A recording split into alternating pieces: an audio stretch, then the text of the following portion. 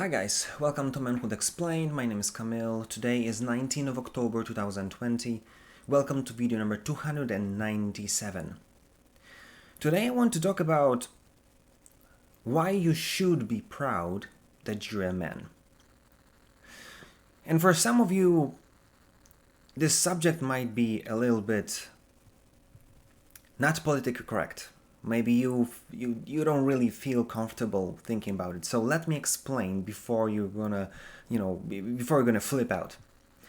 I don't want to talk about being proud of yourself as being a man as I don't know this I don't know this I don't want to put you in a position, or I don't want to put you in a pedestal above everybody else. It completely makes no sense. Because that way you basically are a narcissistic jerk who basically cares about cares about himself only. I want you to look at yourself as a tool. Because let's say you've got a phone. Let's say that you were able to only figure it out that your phone is able to, I don't know, make a phone call and sending texts. And you never really figured out that you can do so much more because it's a smartphone, so it's like tons of other stuff that you can do with it. So then how much useful you are if you don't know half of your capabilities? So exactly the same thing. I want you to be proud of being a man because I want to kind of point out few things that you should really take a close look. Because maybe there's much more to you than maybe you're aware. And if you'll be able to look at this and understand it and embrace it, then you'll see that you're a much better tool to handle whatever is coming your way.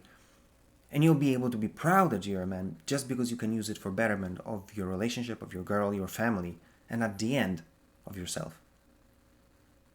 So there are three things I want us to look at today. First of all, I want to look at physical strength.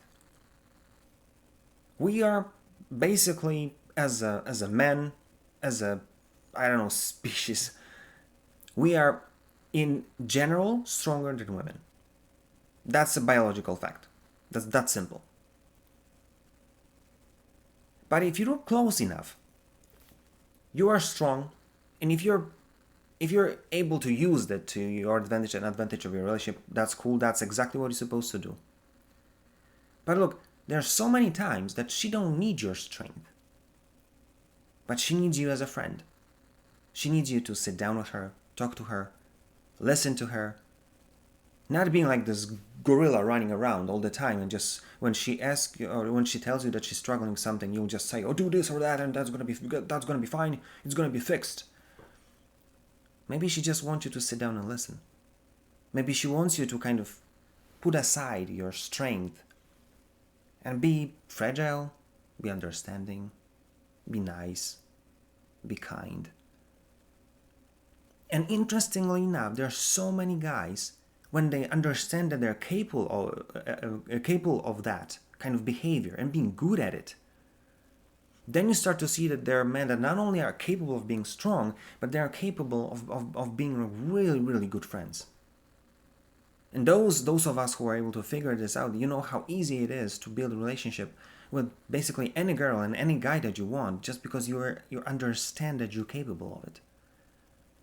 And that's the first thing that I want you to understand, that our spectrum, in context of our physical strength and ability to not being strong, but being kind, being vulnerable and friendly, it puts you in a position that not many average ladies have.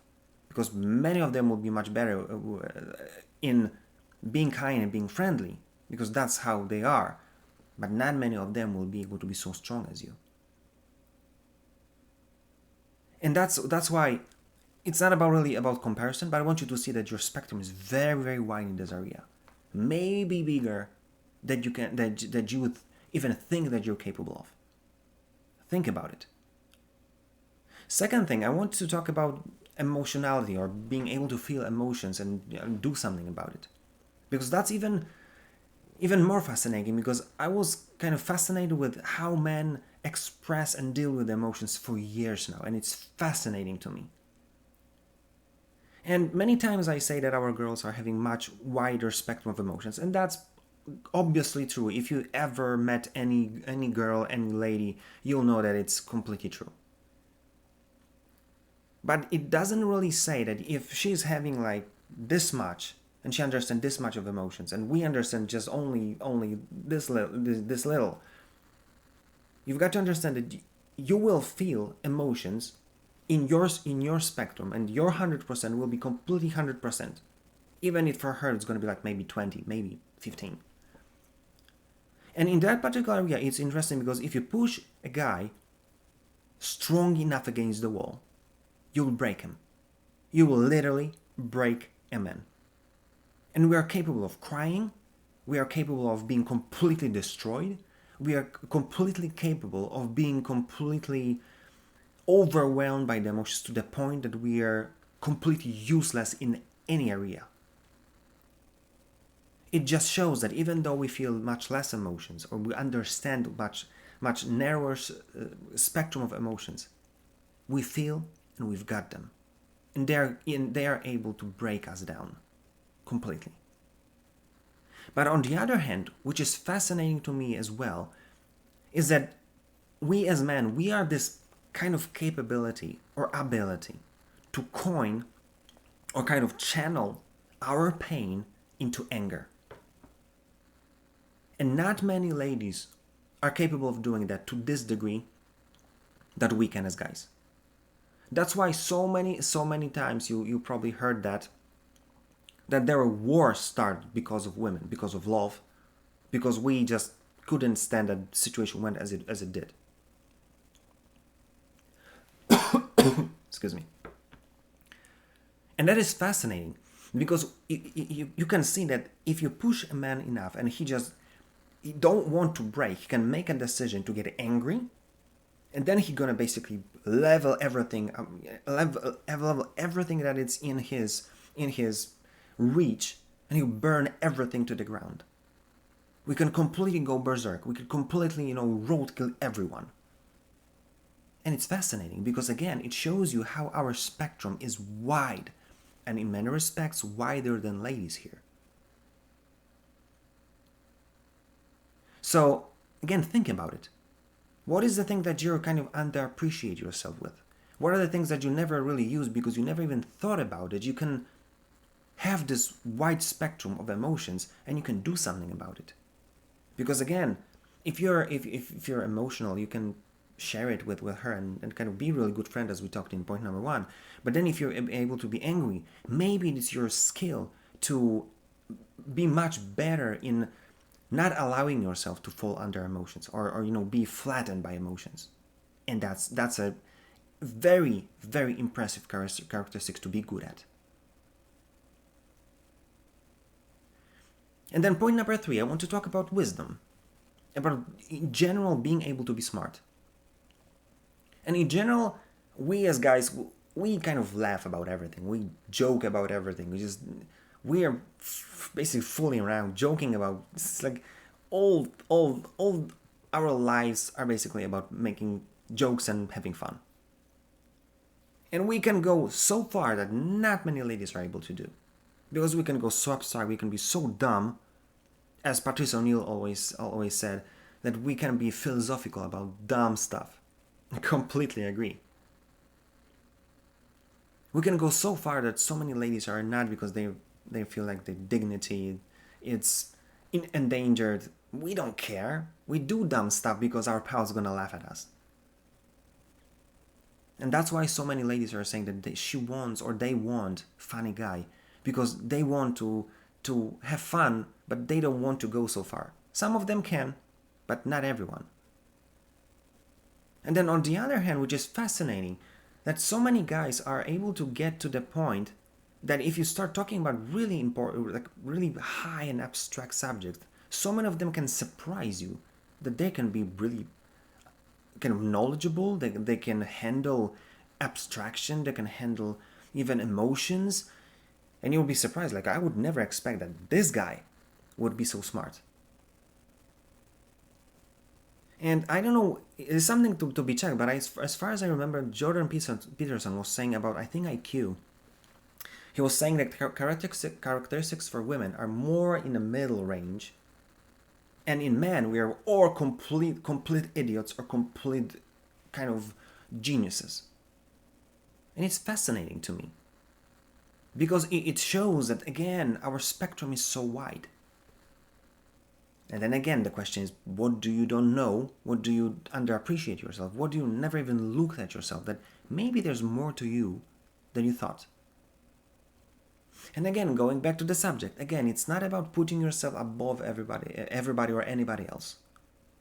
It's about you looking at yourself as a tool that you can be really good at very wide spectrum of things in context of your strength, in context of your emotions, in context of your wisdom, and many other cases.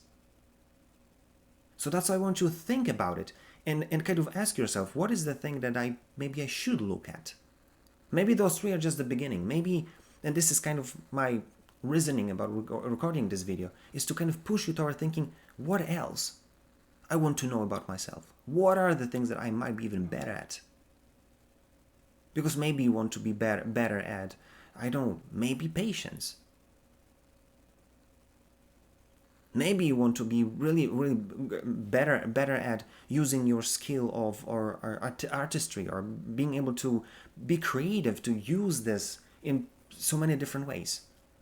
There's so much to discover about yourself, but you have to understand that it's, the more you understand about yourself, the more you're able to embrace, the more you're able to work on to be better, be fluent in extremes, and know which one to use when.